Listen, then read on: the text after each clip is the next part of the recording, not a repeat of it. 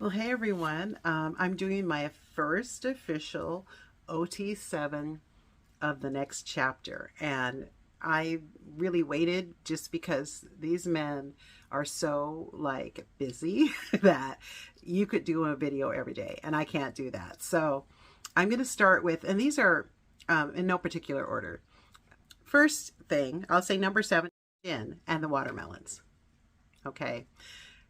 Now he made sure that we knew that he had broad shoulders, amongst other things, when he hit us a week ago Sunday on Instagram with his upper body torso. And now he's carrying watermelons on his shoulder. And we know it's all possible because he's physically really strong. He said that his dad made him do push-ups from a young age.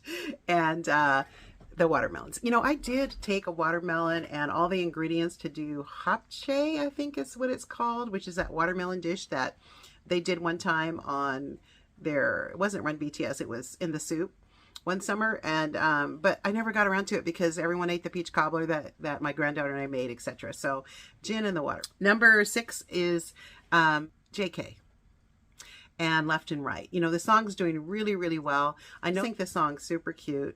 My granddaughter and I are working on a TikTok together. I'm having her practice the left and right. You know, I can feel you over here. I can feel you over here. We have this little choreo we're going to do. Loving that song. Loving how well it's doing. Loving that for JK.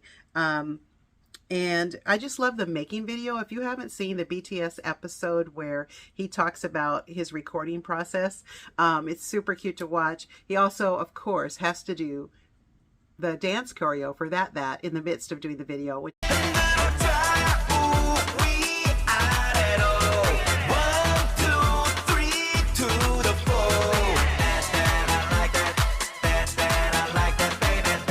but just loving that he's enjoying it, that he felt stretched and he wanted to put his best foot forward, and he did, of course.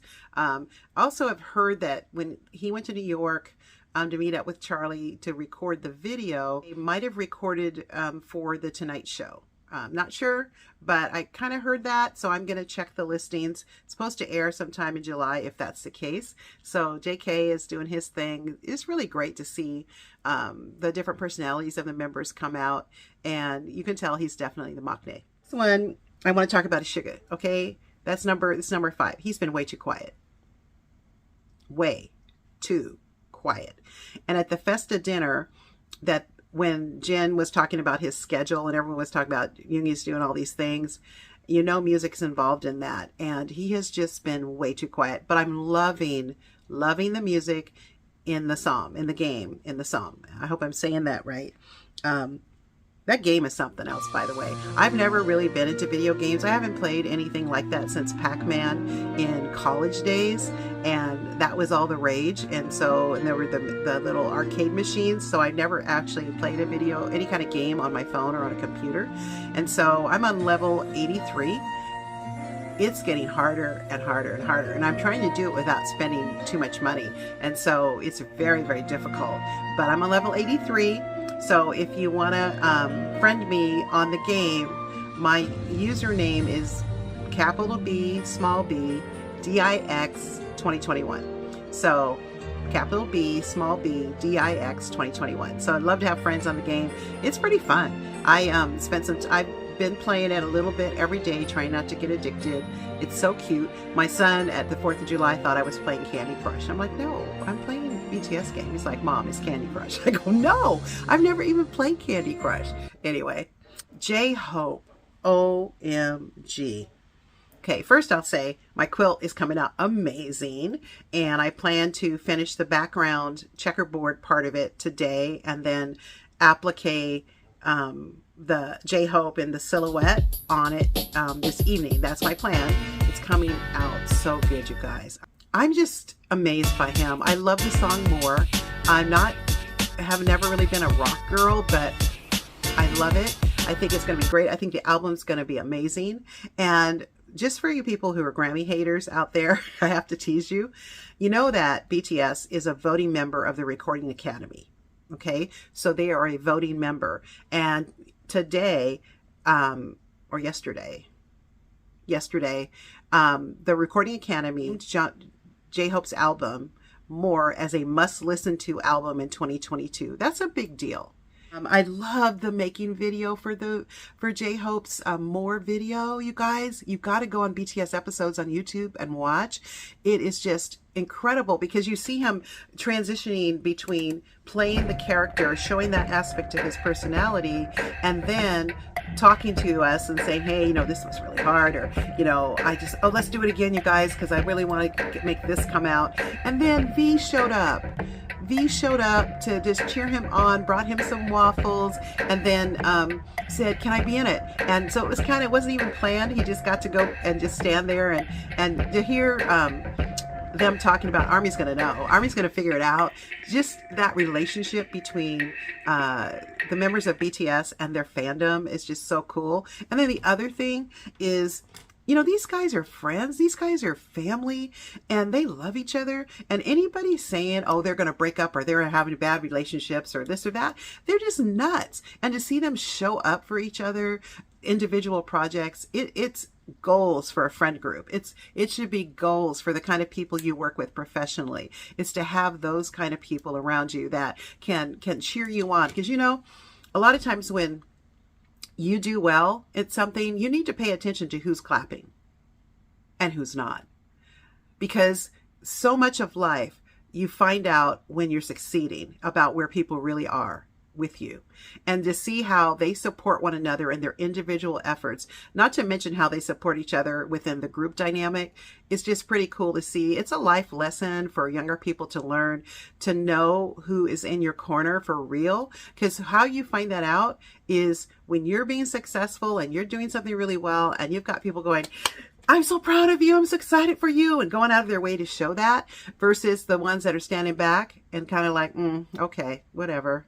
You know, whatever, that type of an attitude. And then also when you're feeling down, you know, to see who those people are that come to cheer you up, that know what you like and bring it to you at that time. Or, you know, knowing that, I mean, they're showing so much about what friendship should look like and just some friendship goals.